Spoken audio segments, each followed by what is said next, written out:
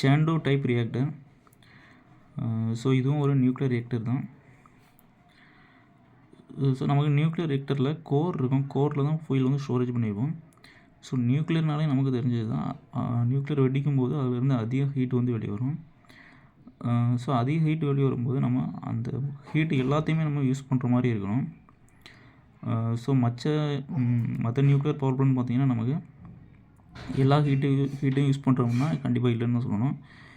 So இந்த Sandow type ரியாக்டரில் என்னென்னு பார்த்திங்கன்னா நமக்கு எல்லா ஹீட்டும் யூஸ் பண்ணுறதுக்காக 2 ஹீட் எக்ஸ்சேஞ்சர் வச்சுருக்குறோம்.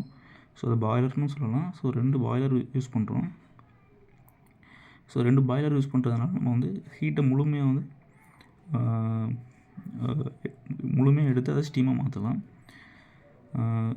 ஸோ ஹெவி வாட்டரை பம்ப் மூலமாக ஹீட் எக்ஸ்சேஞ்சரில் கொடுக்குறோம்.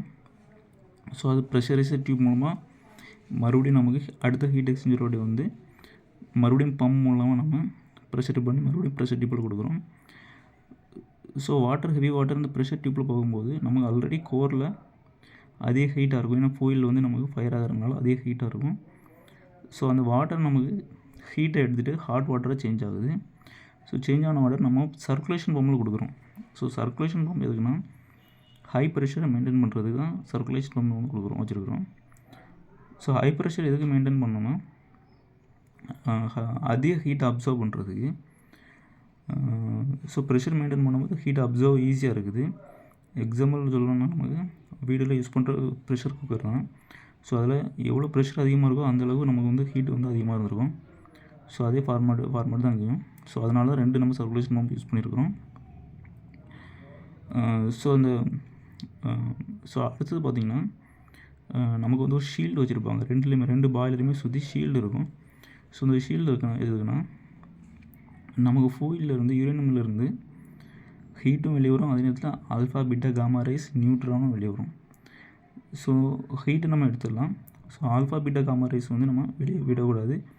ஸோ அது வந்து கேன்சர் உண்டாகக்கூடிய வாய்ப்பு இருக்குது. ஸோ அதனால் alpha beta gamma rays arrest பண்ணுறதுக்காக அந்த தெர்மல் ஷீல்டு யூஸ் பண்ணுறோம்.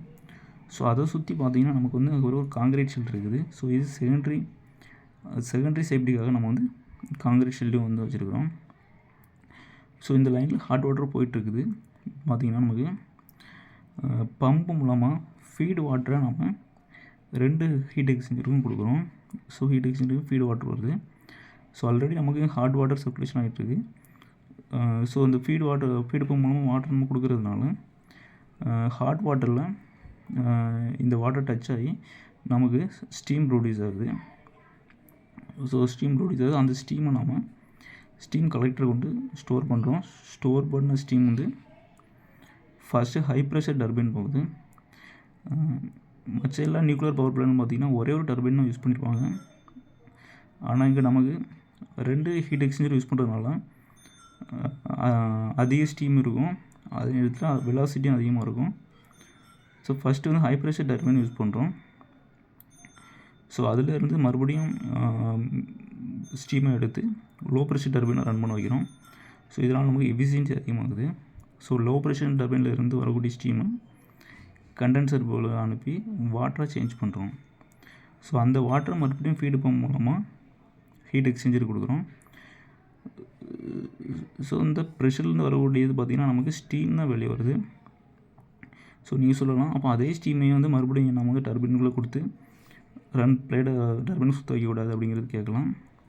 ஸோ இந்த லோ ப்ரெஷர் டர்பைன்லேருந்து வெளியே வரக்கூடிய ஸ்டீம் பார்த்திங்கன்னா குவாலிட்டி இருக்காது. ஸோ அது வந்து வெட் ஸ்டீமாக இருக்கும். வெட் ஸ்டீம்னால் ஸ்டீம் கூட வாட்டரும் வந்து மிக்ஸ் ஆகிருக்கிற மாதிரி இருக்கும். ஸோ அது அந்தளவுக்கு பார்த்திங்கன்னா நமக்கு வெலாசிட்டி இருக்காது. ஸோ அந்தளவுக்கு பிளேடை ரன் பண்ண வைக்காது, சுற்ற வைக்காது.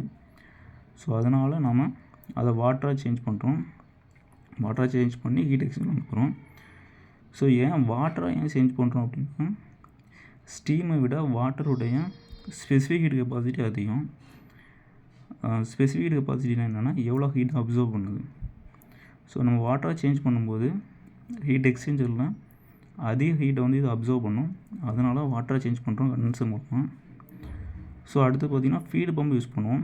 எப்போவுமே கண்டென்சருக்கு அடுத்தால நம்ம ஃபீடு பம்ப் தான் யூஸ் பண்ணுவோம். ஸோ இந்த ஃபீடு பம்ப் பார்த்திங்கன்னா நமக்கு மீடியம் ப்ரெஷரில் வாட்டரை வந்து நமக்கு வந்து ஹீட் எக்ஸ்சேஞ்சருக்கு சென்ட் பண்ணுறதுக்கு வந்து இது வந்து யூஸ்ஃபுல்லாக இருக்கும். சர்க்குலேஷன் பம்ப் பார்த்திங்கன்னா ஹை ப்ரெஷரில் இருக்கும். ஃபீட் பம்ப் வந்து நமக்கு மீடியம் ப்ரெஷரில் சென்ட் பண்ணுறதுக்கு யூஸ் ஆகுது.